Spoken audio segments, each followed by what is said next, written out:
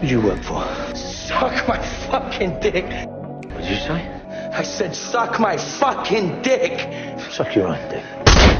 I was a gang boss, but I had to learn ordinary things, like backing a car into a parking spot. Whoa, too far. Pull up a little.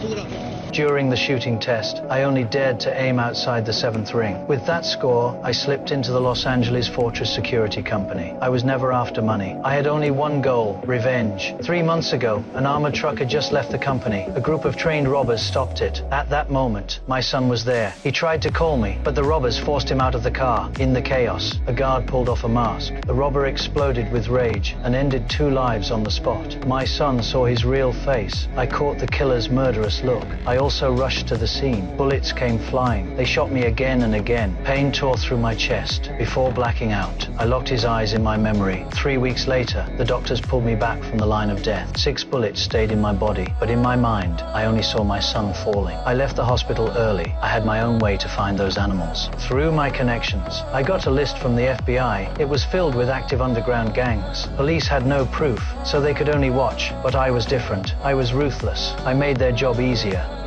Floor is yours.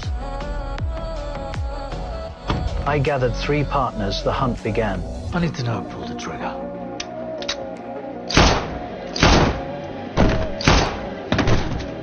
Days later, everyone on that list was gone, but the real killer never appeared. A friend warned me if I kept this up, I would lose more than leads. The police would stop covering for us. That woke me up. I told him to stay out. If I couldn't find them, I would wait for them, because I knew the route of the trucks changed every day. Without an insider, no one could pull off such a perfect hijack. Understood.